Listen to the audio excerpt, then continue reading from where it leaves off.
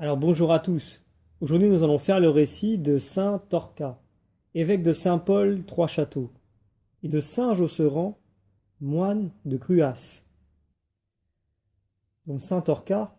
évêque de Saint-Paul, Trois-Châteaux, mourut en 321. Sa fête se trouve dans l'ancien bréviaire de l'église Tricastine, dans le propre des saints de ce diocèse, imprimé en 1758, et dans les livres liturgiques de l'église de Viviers. Sa vie nous est inconnue. Son corps était conservé autrefois dans le monastère de Cruas, en Vivarais, où il fut brûlé par les calvinistes. Il existe encore une autre chapelle qui porte son nom, près de Suse-la-Rousse, sur les bords du Lègue, dans l'ancien diocèse de Saint-Paul. Les bollandistes rapportent que l'herbe cessa de croître sur le lieu où les calvinistes brûlèrent le corps de saint Torquat et de saint Josserand. Ayant demandé à monsieur le curé de Cruas si ce miracle avait jamais existé, voici ce qui nous a été répondu le 18 janvier 1872. Je regrette beaucoup de n'avoir trouvé dans ma paroisse aucune tradition sur la personne de saint Josserand,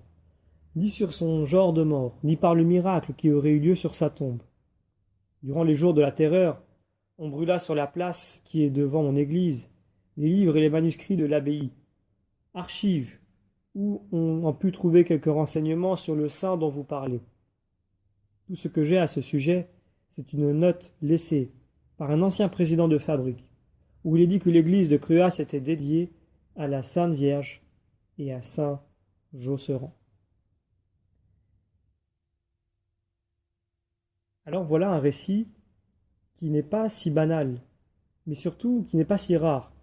On sait que quand il y a eu le conflit entre catholiques et protestants, et même quand la Révolution française a fait rage, et pendant donc la période de la terreur, eh bien, des catholiques ont été pris à part. Il y a eu des clercs, des religieux, des moines déportés, tués, décapités, pendus. Il y a eu des églises détruites. Il y a eu une tonne de documents qui étaient très précieux pour l'Église, qui ont été brûlés. Pourquoi? Parce que quand le malin souhaite agir contre l'Église, il peut passer par n'importe qui et n'importe quoi. Tous les événements sont bons à prendre pour faire taire la vérité. C'est pour cela que, en tant que chrétien, catholique pour le coup, il faut être vigilant. Et il est important de faire mémoire, de garder précieusement et même de reproduire ce que nous avons sur la tradition, afin que tout ce que nous avons pu accumuler avec le temps, par l'aide des biblistes, des copistes, de ceux qui ont fait l'effort de diffuser, de propager par écrit, par d'autres moyens, des récits, des commentaires, des homélies, des sermons, des histoires tout simplement, sur tel ou tel personnage qui a marqué une localité, qu'il soit un saint, un évêque, un prêtre, un laïc ou autre. Eh bien, c'est très important que nous aussi, à notre époque, nous soyons acteurs de cette tradition qui est vivante, de cette tradition qui traverse le temps, non pas toute seule, comme par magie, mais aussi par notre bonne volonté de nous mettre au service de Dieu. Car si nous ne faisons rien pour l'Église, si nous ne faisons rien pour nos acquis, pour ce que nos pères ont gardé, retranscrit, pour ce que l'Esprit Saint a voulu donner à l'Église, eh bien, nous perdrons beaucoup. Il s'agit de la mémoire, il s'agit des traces de notre Église, il s'agit des apports de l'Esprit Saint, il s'agit de tout ce qui fait la richesse, la beauté, la profondeur de l'Église catholique, à savoir le respect et la mémoire des anciens, de la tradition, parce que l'Église catholique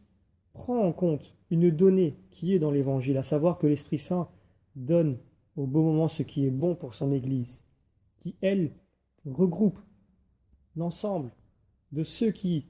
se sentent ou qui souhaitent faire partie du corps du Christ, ce qui n'est pas le cas de tous les courants chrétiens. Alors, en tant que chrétien, eh bien, il est important de nous dire que, pour le coup, en tant que chrétien catholique, qu'il est important que même localement, dans ma localité, s'il y a des documents, s'il y a des ouvrages, s'il y a des récits sur telle ou telle personne, qui concernent l'Église évidemment, donc un évêque, un clerc, un religieux, même un laïc, il est important d'en faire mémoire et de garder des copies, qu'elles soient numériques aujourd'hui, c'est possible, qu'elles soient écrites, qu'elles soient orales. C'est important de préserver, de propager, de conserver tout ce que nos anciens ont pu écrire, faire, propager, etc. Donc pour que nous ayons cet esprit de mémoire, de conservation, et donc par conséquent d'estime de ce qui nous a été donné, eh bien nous pouvons faire cette demande à ces saints sur lesquels nous n'avons pas ou très très peu d'informations, même si cela ne les concerne pas directement, mais indirectement, nous pouvons leur demander la grâce auprès du Seigneur de pouvoir avoir cet esprit de compréhension de la valeur de ce que nous avons reçu et d'estime, d'humilité également, pour reconnaître que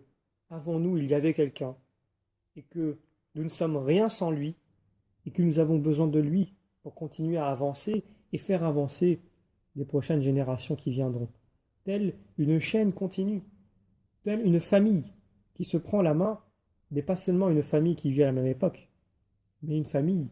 qui démarre depuis des millénaires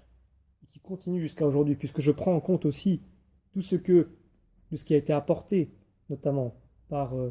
nos ancêtres juifs à l'époque de la révélation de l'Ancien Testament. C'est important de respecter nos anciens, car c'est grâce à eux si nous en sommes là aujourd'hui. Alors nous pouvons demander à saint Orca et à saint Josserand d'intercéder pour nous auprès du Seigneur, afin que nous ayons ce désir et cette pensée de toujours conserver et nous rappeler de ce que les anciens nous ont donné, afin que nous pouvions à la fois en tirer des fruits, mais également permettre que d'autres puissent en profiter un jour, afin que la mémoire de l'Église reste toujours aussi riche. Saint Orca et saint Josserand, priez pour nous.